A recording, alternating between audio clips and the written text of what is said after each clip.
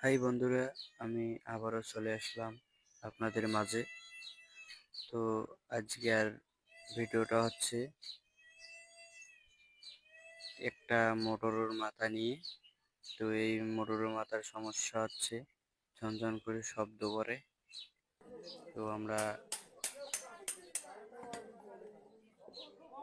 আগে খুলবো, ভিডিওটা শেষ পর্যন্ত দেখুন।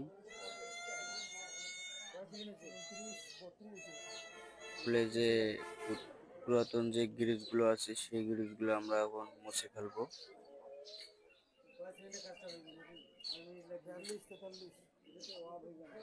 মুছে ফেলার পর আমরা নতুন গ্রিজ ঢুকিয়ে দেব।